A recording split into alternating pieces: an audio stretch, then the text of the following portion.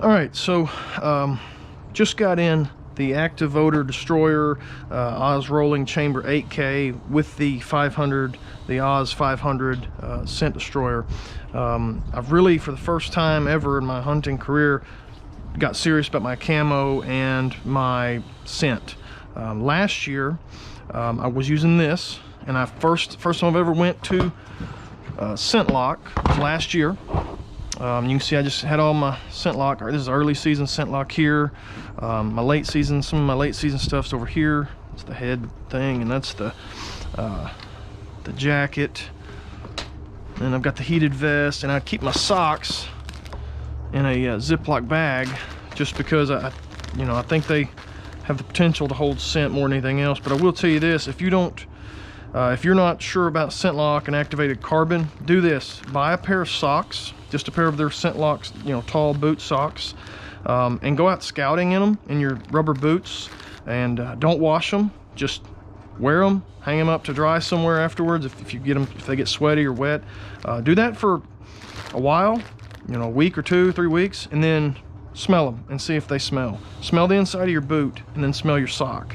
That's what sold me on this activated carbon. I have not washed these socks all season. Now I could, obviously it wouldn't have hurt anything, but there just wasn't a need to, and I really wanted to just see how long I could go without having to wash them. And if you smell them, they smell just like a wool sock, like a clean wool sock. And my test was, I threw a pair to my wife and I said, smell these and see if you think they smell funny. And she said, they smell like a wool sock. And at that point in time, it had been about 7 weeks of me wearing them every weekend in bow season, and not washing them. And so the fact that it didn't smell like anything to her, and had been in my lacrosse snake boot for that long, I figured that was a pretty good sign. Try that, and if you don't believe me, you're not out a whole lot, because these are cheap, like $10 or something like that. But I promise you're going to do that, then you're going to go, I want to try to get all their stuff. So last year I was using the Oz radial. This is the bigger one. I was just turning it on, tossing it in here, and then closing the lid on this. Worked fine, but I wanted to get to a more mobile like duffel bag that I could just keep all my clothes in, and then hit the button on the way to the woods or wherever I was going, and then still have this for other things. So anyway, I'm gonna open this up. We're gonna see what it looks like. See, supposedly it's really big, which the box it comes in was really big, so I can believe that. This is the rolling chamber, so if you're traveling, this would be right up your alley.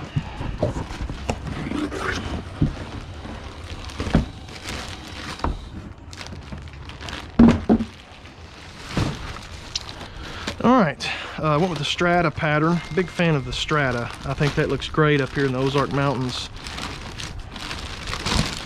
As you can tell from my early season stuff in there, I went with Strata on a lot of my early season stuff.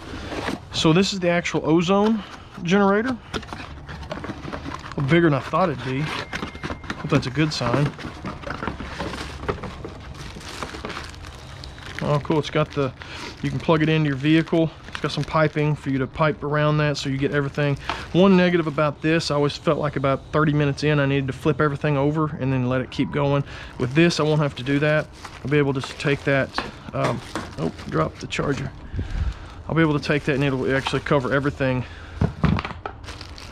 all the way around my bag.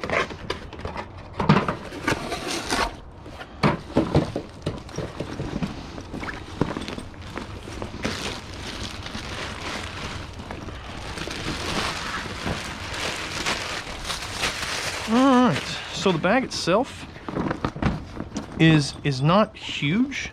I was worried it was going to be just too big. It's not really. Now I think it's going to hold more than this tub did, but it's not a huge bulky bag like I was afraid it was going to be. Plenty of room for everything. You can see that's where the ozone went. It's got little mesh compartments for gloves and face masks and things like that, which that's really good. Easy to find those when you get there, not having to dig around the bottom. That's what I'm having doing this. The face mask and the gloves, they always go to the bottom. So having little pouches with zippers on them, it looks like. You can see there's some piping, so that piping goes all the way down around here, and it's covering everything all the way down around the bottom. with your ozone, and then it goes back up over here. So that's pretty neat. Got a storage up front. Just another storage container. You can see you've got some vent holes there for some ozone to get in there. Got a hard bottom so you can stand it up. Got a hard base too. I don't know what this is, but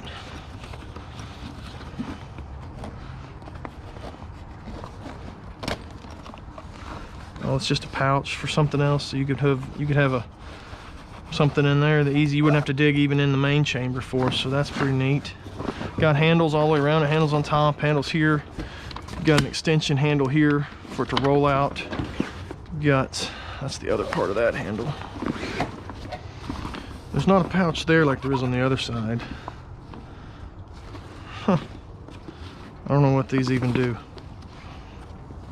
Might not be smart enough to figure that out. But you got handles on all the sides plus the double handle there. And it's a big bag. It's gonna store plenty. I'm gonna have to buy more camo. Seems to be well made. All the stitches look good. Stitchings look good, I should say. I'm ready to start filling it up. I guess these, I don't really understand what these do. I don't know what they're for, but you got buckles in there. And this zips open. I don't know if you want to adjust that, I guess. I don't know why you would want to be in that, but anyway, it's there. So that's pretty neat.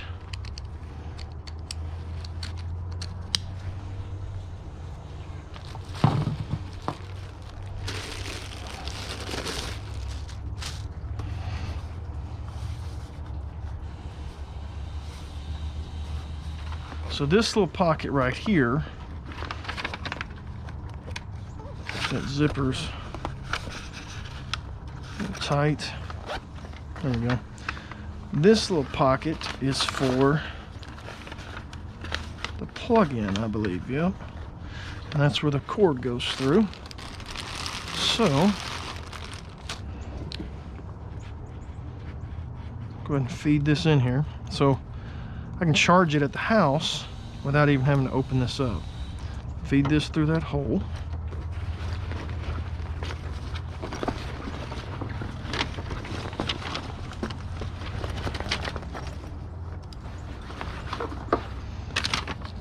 I can just shove this charger in here.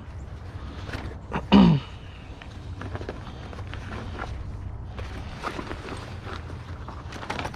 that all the way through, and I'm going to go ahead and throw this charger in there too. There we go.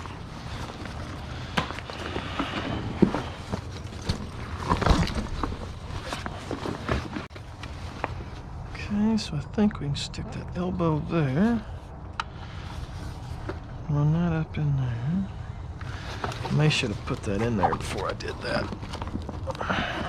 All right, there's where it's going to hook up. That's cool.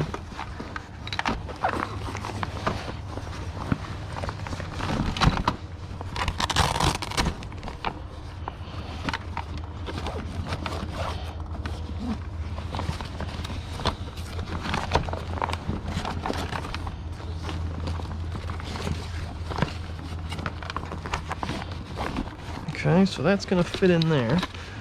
Take that cable from the outside. I bet it should line up with that.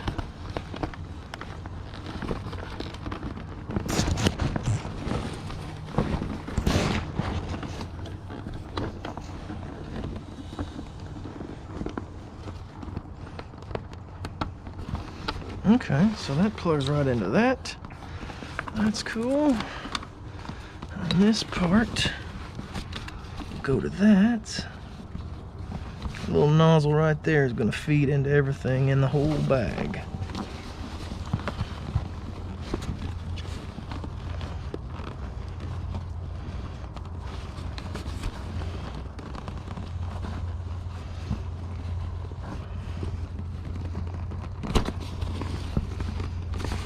Got it on there pretty good. There we go. And that, is it supposed to come through something? Right there. They've thought this out really well. There's little holes for everything from the power to the ozone itself.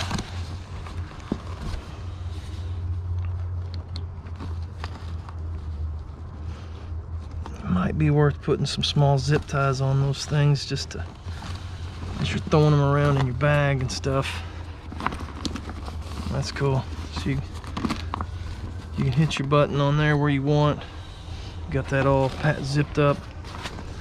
I'll pull that cable through and back into that pouch so I won't have that all hanging out. Now it's time to fill her up.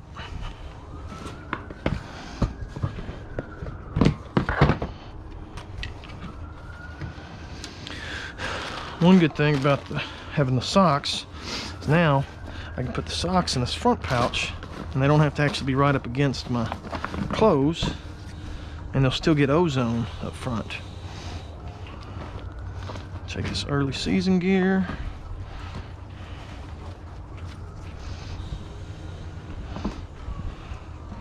Late season gear. That mask right there. Heated vest. A couple more masks for early season. Hats and masks. Put them right here. And I keep this for my heated vest, just an extension cord, so like my power brick can run my heated vest. So I always like to keep this with it. Doesn't necessarily need ozone, but it's good to have with it. So like I've got this little, that's a huge pouch right there for accessories, just to have them in there and kind of keep the scent off of them. So everything's out of that into here.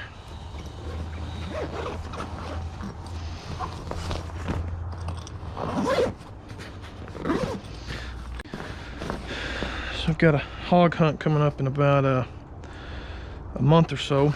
So not an easier way to get your gear to and from the woods than in these ozone totes. And I think they make one of these that doesn't roll, and it's a little cheaper.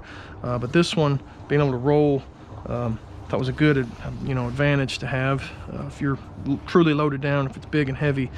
I got this, it was 40% off. It's normally like $260 or something, like $250. I got it at 40% off, and on Valentine's Day they did an extra 10% off. So I got it 50% off in February on Valentine's Day. I actually had a little bit of the rewards points. If you don't have the Scentlok rewards points, you need to get it. It's nice to get an extra 20 or 40 off. Every once in a while, it just makes you pulling that trigger on your, on a pair of pants or something that much easier. So anyway, I think it's gonna be really cool. I'm ready to try it out on a hunt. It's gonna be a long wait till deer season.